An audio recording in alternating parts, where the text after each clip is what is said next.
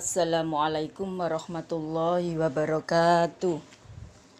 Anak-anak, mari kita buka bukunya tema 4, subtema 1, pembelajaran 5 dan 6.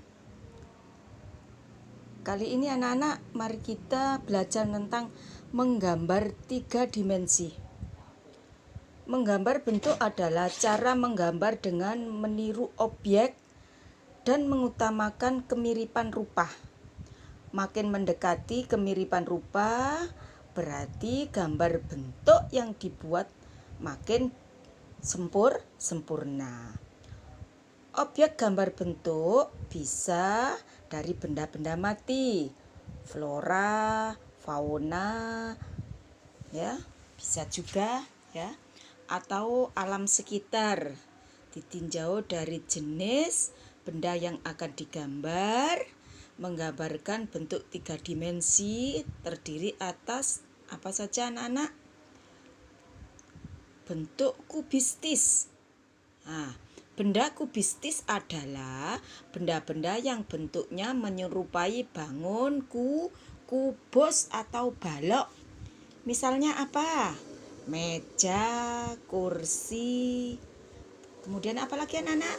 Lemari, bak sampah, kotak pensil, dan kulkas. Nah, yang kedua, menggambar bentuk benda silindris. Nah, benda silindris adalah benda yang bentuknya menyerupai silinder atau elips. Misalnya apa kira-kira? Botol, gelas, piring, mangkok, atau teko. Roteko anak-anak. Tahu enggak teko? Ceret. Ya. Tempat untuk apa itu? Air itulah anak-anak. Yang ketiga, menggambar bentuk benda bebas. Benda yang memiliki bentuk bebas adalah benda yang bentuknya tidak beraturan. Misalnya buah-buahan, pepohonan, ya, batu-batuan. Nah, selanjutnya anak-anak kita belajar tentang penduduk di dataran rendah. Ya. Istilah dataran rendah ditunjukkan untuk kawasan yang memiliki hamparan luas tanah yang relatif rendah sampai dengan 200 meter dari permukaan laut.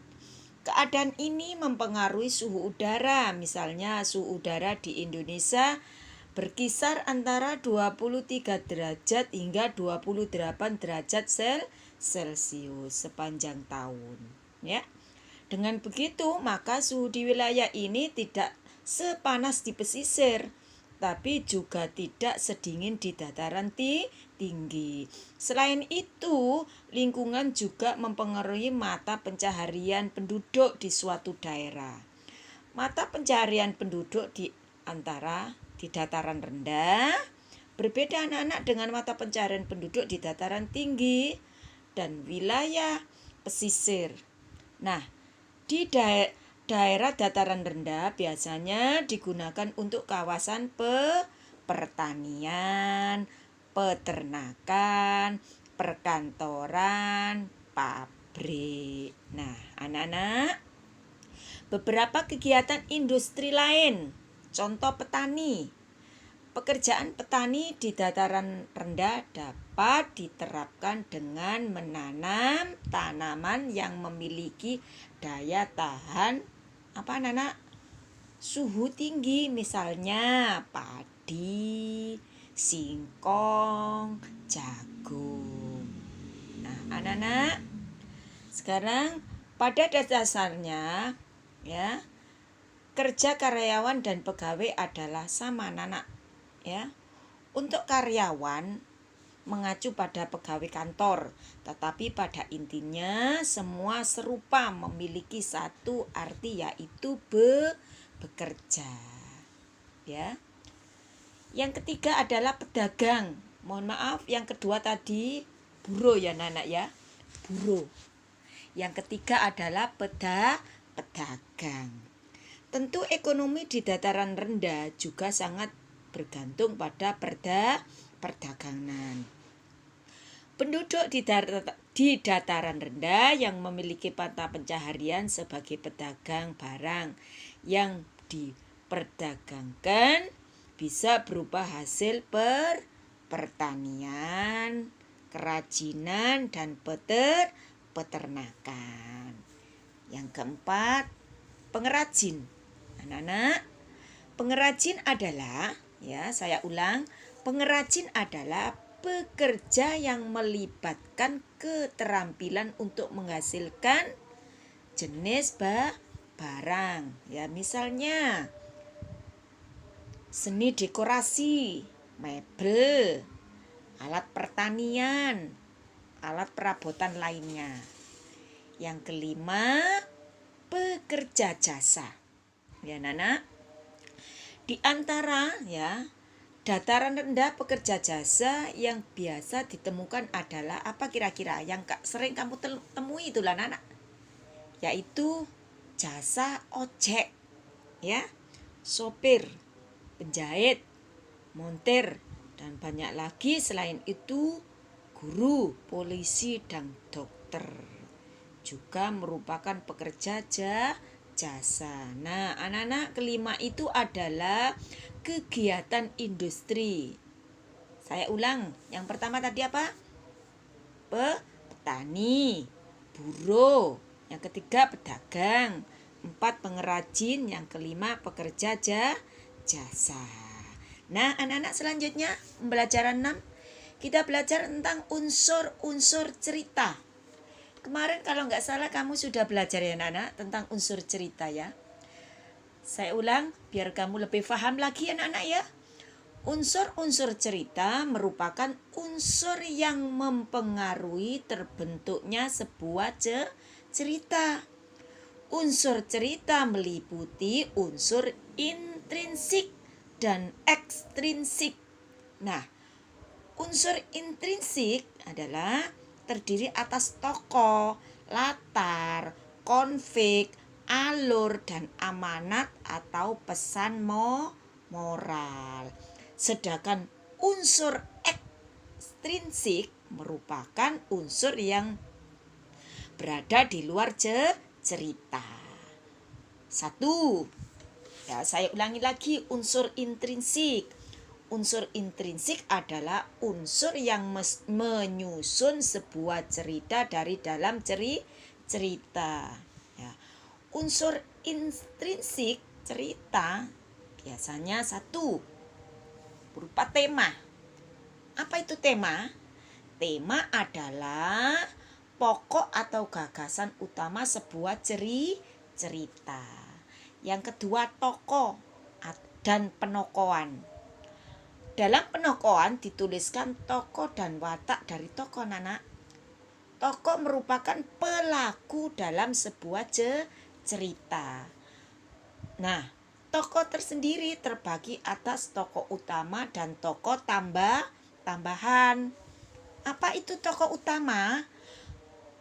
Tokoh utama merupakan tokoh yang melakukan interaksi secara langsung atau terlibat dalam konflik.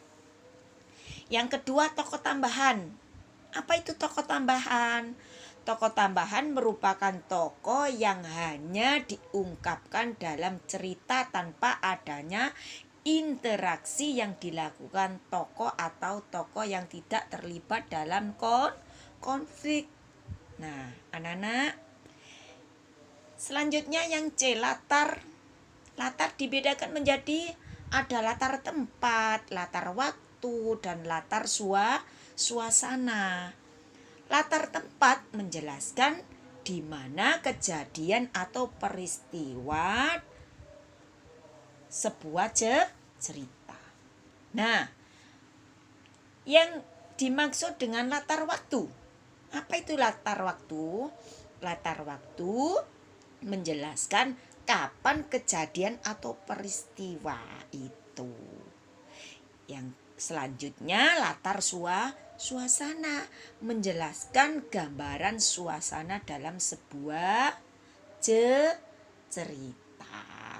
Ya, anak-anak ya. Kita lanjutkan anak-anak. Alur atau plot adalah rangkaian kronologi peristiwa. Alur dibedakan menjadi ada alur maju, ada alur mundur, dan ada alur campuran. Apa itu alur maju? Alur maju adalah cerita dengan peristiwa yang dimulai dari awal sampai akhir. Itu namanya alur maju. Alur mundur, cerita dengan peristiwa yang dimulai dari akhir cerita ke awal, ya, ke awal cerita. Nah, anak-anak, alur mundur disebut juga dengan istilah kilas batik, ya anak-anak ya.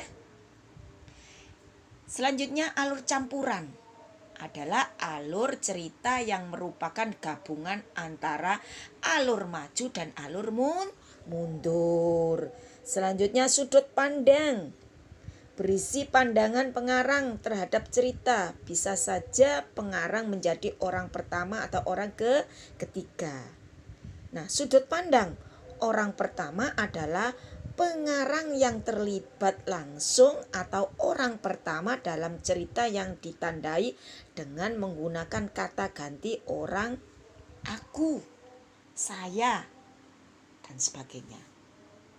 Selanjutnya sudut pandang orang ketiga adalah pengarang tidak terlibat langsung dalam cerita yang ditandai dengan menggunakan kata ganti orang seperti dia, mereka, atau menggunakan nama tokoh. Nah, sudut pandang orang ketiga terbagi atas orang ketiga terarah dan orang ketiga serba tahu. Yang terakhir adalah amanat. Apa itu amanat? Amanat merupakan pesan moral yang disampaikan oleh penulis kepada pembaca. Selanjutnya kita belajar tentang itu tadi adalah unsur intrinsik. Sekarang unsur ekstrinsik. Terdapat 3 hal utama dalam unsur ekstrinsik cerita, yaitu latar belakang masyarakat, latar belakang pengarang, dan nilai-nilai yang terkandung dalam cerita. Nah, nanti kalian baca pada cerita Raja dan Dua Penipu pada halaman 23 ya. Nanti kamu tahu itu unsur intrinsiknya dan ekstrinsiknya ya. Selanjutnya kita belajar tentang sikap sopan santun ya, anak-anak ya. Dalam Pancasila tidak hanya sebagai dasar negara, tetapi juga sebagai nilai-nilai yang dapat dilakukan oleh masyarakat Indonesia. Tiap sila-sila yang terkandung dalam Pancasila memiliki makna yang terdapat di dalam kehidupan sehari-hari. Kita sebagai masyarakat Indonesia hendaknya turut mengamalkan nilai Pancasila dalam kehidupan sehari-hari. Nah, hal itu dapat kita lakukan seperti, ayo siapa yang bisa mencontohkan? 1. Menjalankan perintah agama sesuai dengan ajaran yang dianut. Yang kedua, saling membantu antara teman dan orang lain yang membutuhkan bantuan. Yang ketiga, saling menghargai dan menghormati semua teman di sekolah tanpa membedakan suku dan agama. Yang keempat, selalu mengedepankan masyarakat untuk mencapai mufakat dalam menyelesaikan masalah. Dan yang kelima, bersikap adil terhadap semua orang. Nah, hal kelima tersebut atau contoh 5 tersebut, kalau kalian lakukan atau kalian mengamalkan contoh di atas, hidup kita akan damai dan tentram. Selain itu juga tercipta kerukunan antar sesama manusia, tidak pandang itu siapa, tidak membedakan teman-teman, sehingga terciptalah kerukunan di antara sesama. Nah, anak-anak, kali ini pelajaran tema 4, subtema 1, pembelajaran 5 dan 6 saya cukupkan sampai di sini. Semoga kalian semua memahaminya dan menjadikan ilmu yang bermanfaat. Tetapi anak-anak, kalian mempunyai tugas ya. Kalian mempunyai tugas menggambar. Kamu pilih pada tabel yang ada pada halaman 20 anak-anak ya. Tentang uji pengetahuan. Nanti kamu gambar seperti biasanya kamu jabri ya lewat WA group. Nanti penilaian adalah ditaruh di keterampilan. Ya. Saya akhiri. Wassalamualaikum warahmatullahi wabarakatuh.